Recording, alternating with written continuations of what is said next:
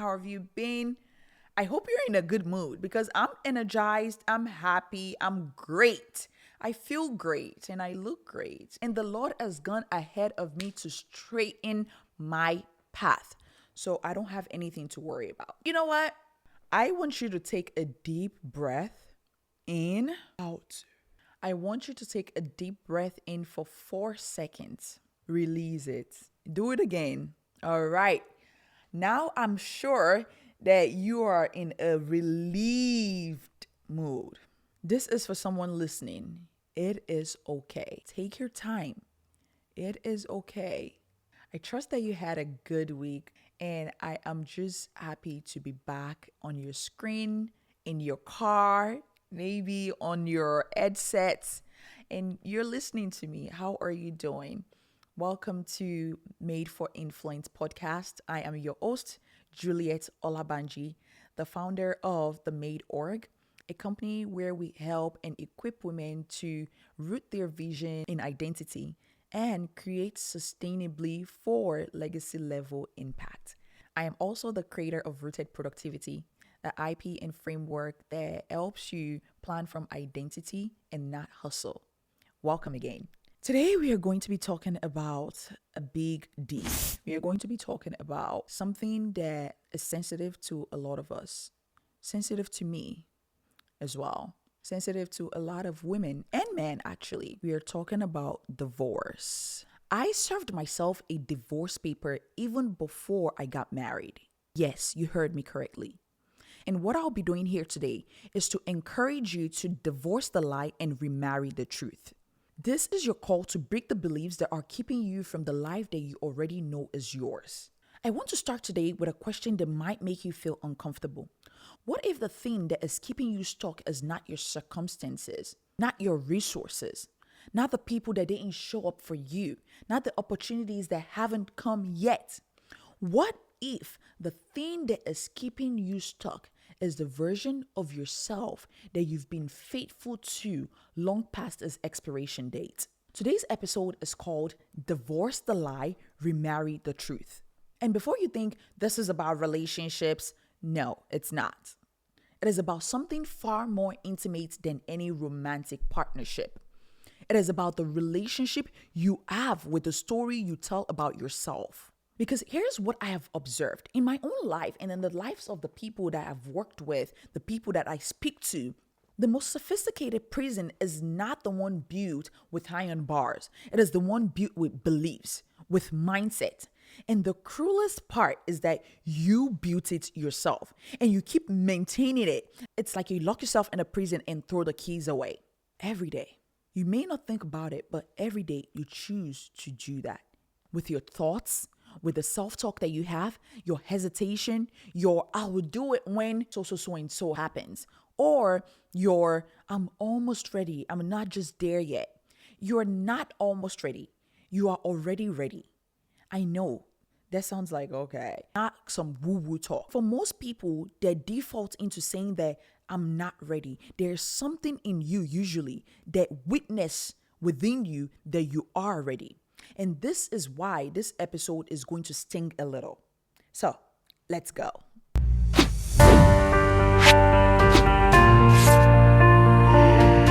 Let's talk about the marriage you were never meant to make. At some point in your life, and probably wasn't a dramatic moment, you made a commitment, not at the altar, but you made a commitment. Not with any witnesses, not with any ceremony at all, but you made it nonetheless. You looked at the evidence of a hard session, of a failure, of a wound, of a word someone has spoken over you, or even a word that no one spoke over you, and you agreed with it. You said, consciously or not, this is who I am. And this type of talk sounds like this. I am not the kind of person who finishes things. I start and don't complete things. This is just not me. Or people like me don't get to want that. Or I have always been this way. Oh, I hate that one so much. And another one that I find myself having a reaction to is I'm not ready yet. You've repeated this so many times and it has become a way of life rather than just a temporary assessment. And here's the thing about beliefs. They are not passive. They are generative. What you genuinely believe about yourself will always produce evidence that confirms itself. Always.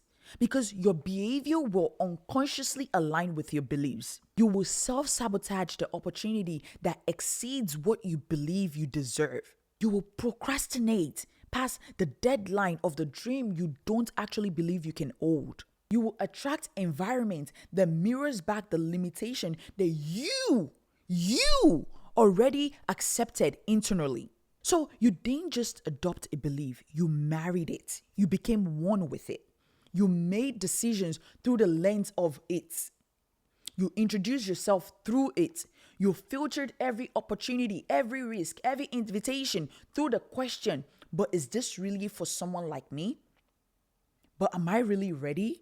And the marriage has been fruitful because look at your life right now. Look at the fruits you're producing right now. Look at the things that you constantly run away from, you shrink from, the smallness. Those are the fruits of the marriage. Very fruitful. That limiting belief has showed up for you every single day. It has never missed an occasion. And it's been there in every room you almost walked into, every conversation you almost started, every network event you almost went and then decided not to, every version of yourself that you almost became, but then defaulted back into who you used to be or who you believe you are. The problem is you married a lie and you've been loyal to it at the expense of your actual life. So if you know your life is a lie, why do you stay? Now, here's where I want to go beneath the surface, because the obvious question is, if the belief is a lie, why don't people just stop believing it? And the answer is layered. It's not just straightforward. But at the core of this, you stay loyal to the wrong version of yourself because it is familiar, it feels safe, it feels comfortable, even when it is slowly destroying you. The wrong version of you has a track record. You know exactly what it can and cannot do. You know its limits. You know its boundaries. So you just navigate within the boundaries and the constraints of that version of you. That is a terrible comfort of smallness. That is a terrible comfort in smallness because smallness is predictable. And you know I'm going to touch on this. Your nervous system, your subconscious, the part of you that is wired for survival, it will always choose predictability. It would always choose predictable pain over uncertain possibilities. That's not your weakness, it's just biology. But you're not just biology. You are made for influence. You're more than that. You are a being with agency, with a vision. And the fact that you can see a future that your current self hasn't reached yet, that gap, that frustration, that ache, that pain, that is not a sign of something wrong with you or your inability to do something. It is a sign that you were built for more than you're currently living in. It is a sign that you have the potential to reach that. But there's another reason why people stay though. And this is more subtle, more painful to name. Some of you are loyal to the wrong version of yourself because that version of you made sense in the previous context. The smaller, more guarded, more self-doubting version of you, she is a survival strategy. Ouch. It was an adaptation. That version of you was doing the best it could with what it had at that time. And there's nothing to be ashamed of. Not at all. This is the truth that I want you to realize if you fall in this category. I want you to receive this. What protected you in one season can imprison you in the next. The armor that kept you safe in the valley will slow you down on the mountain. And the belief that you've built to survive a traumatic past, to survive poverty, to survive where you experience lack, that survival instincts that you built will sabotage your future if you use it in your current context. If you don't consciously choose to let them go, they will sabotage you. And that is the divorce I'm calling you to. That is the divorce that I had to make to unlock different versions of myself. I examined my life and I said, okay, thank you for serving me in this area of my life. Now this thing will take over. I no longer need you. Thank you so much for those survival instincts, for those things that I've developed to protect myself when I was more vulnerable, more fragile. And now it would be a chain for my next season of life. I have to drop them. They cannot go with me. Before every season of my life, I do an evaluation and I serve them divorce papers. Thank you. Now it's time for you to leave. When I accepted Jesus, a lot of divorce papers were signed. Oh, that was an extensive paperwork. When I was going to transition in career, extensive paperwork and mindset shifts. When I was going to be a wife, extensive paperwork to things I can no longer do. When I was being a business owner, running businesses from a different state, things that I couldn't do, I had to serve divorce paper. Motherhood, oh, definitely. So you're probably asking, Juliet, how can I do this since you've done it before?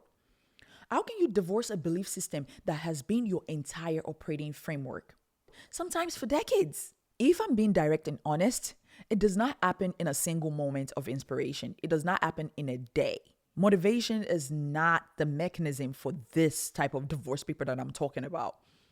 You have felt motivated before. You've had the breakthrough conversation, the powerful sermon, the conference that had you lit up for like 6 weeks, and then later you went back to where you started from.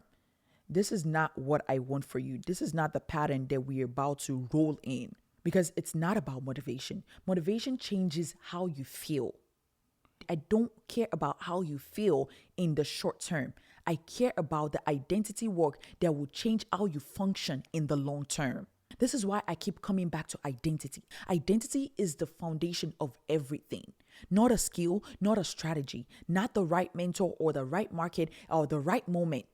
Identity, because your behavior will always eventually default to what you believe about yourself at core, what you accept about yourself, what you leave. Always. So let's go about the filing, getting ready the paperwork, the actual work of divorcing the lie. You can start here. You have to name what you've been married to. Yes, you have to name what you've been married to. And I don't mean vaguely. Don't just write bullet points. Don't just do like a list. Not generally. Be specific. What is the exact belief? Say it out loud if you have to. Write it down. I believe that I'm the kind of person who starts but never finishes. I believe that my background disqualifies me from the room that I actually belong in. Name it. Because you cannot divorce what you have not identified. The second part of the filing is this. You interrogate the evidence. Yes, because now we are doing deep work. We want to go deeper, not just stay at the surface. Where did this belief come from? Who said it first? Where was your first memory of this belief? What experience confirmed it? And what is that experience actually representative of? Or is it a data point that you've extrapolated into a life sentence? Most limiting beliefs, when you actually examine them, they are not rooted in universal truth. They are rooted in one season. They are rooted in a moment even, or one person, one wound that you allow to write the entire script of your life. Third part is this, and this is what takes most courage. You need to stop performing the old version of you. Because here's what most people miss. You don't just think your way into a new identity. You don't think, oh, I want to be a billionaire. I want to be this. I want to be more rooted. I want to be... No. You act your way into it. Make the decision that the new version of you would make before you even feel like that version. You talk, you act, you carry yourself, you think like that version of you. I want you to have a picture of you in your ideal self, and every time you make decision, you don't make the decision in your current self, but you make in the decision in the version of self that you have, that image of yourself that you have. Take the step before the confidence arrives. You submit the application, you start the business, you have the conversation, you do the networking, you write the first page before you are certain, because certainty is not a prerequisite for movement. Certainty is a product of it. You become more certain as you unveil, as you reveal. The divorce that you're serving is not a feeling, it is a decision, followed by another decision, followed by another one. Until one day you look back and you realize that the old version of you is no more, is gone. The old version of you is not who is running things anymore. Now the next part is for you to remarry. I don't just want to leave you a divorcee, and I know you don't want to be a divorcee. After you've served the divorce paper, you constantly do this work, you remarry the truth. Leaving the lie is necessary, but you have to marry something else. You cannot just leave the space empty. The truth that you remarry is not a more flattering version of the lie. This is not about toxic positivity. It is not affirmations pasted all over unhealed wounds. There, whenever something happens, it just triggers the old wound. No, the truth is grounded, it's specific, and is rooted in who you were actually made to be, not who fear decided you were. For those of you who share the same faith framework, this is where I anchor deeply in identity in Christ.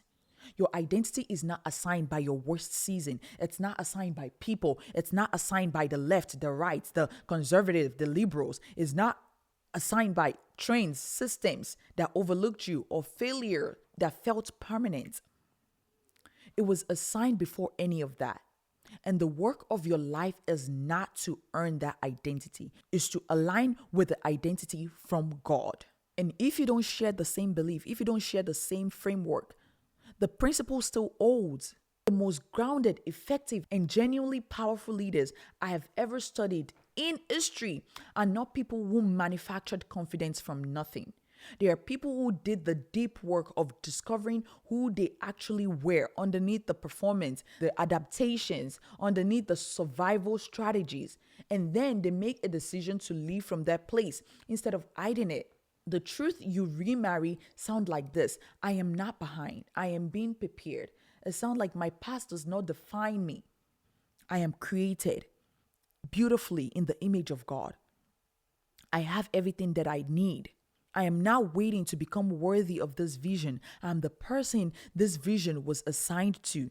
And then what you do next is to act accordingly. This takes actively walking in, active reminder, not just affirmation, but walking in that truth.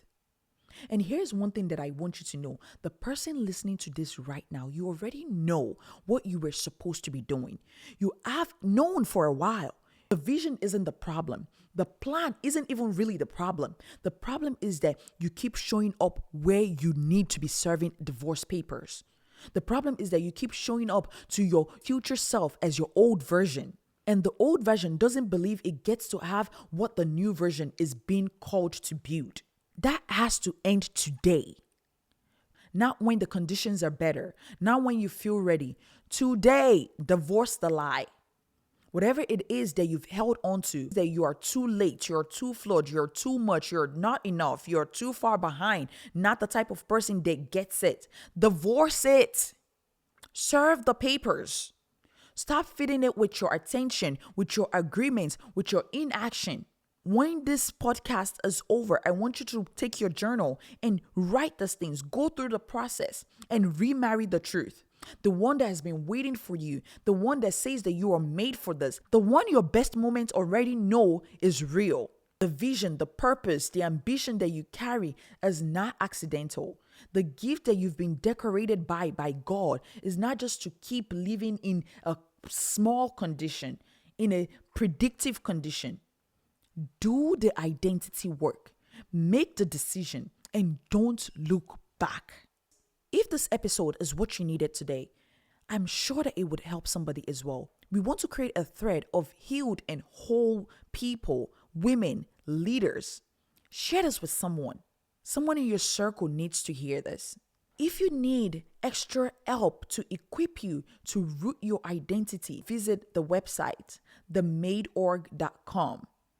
I have a course, Identity to Impact, that would help you dissect everything that we've talked about today and more with a proven framework that I've used and I've used with other people. So make sure you go to themadeorg.com. More information about the resources that I have for you will be in the description box. So make sure that you check them out. I am also excited to share with you that this season will be coming to an end in April, and we will take a month break to prepare for season 2. Come back stronger and better and happier with more interviews and guests.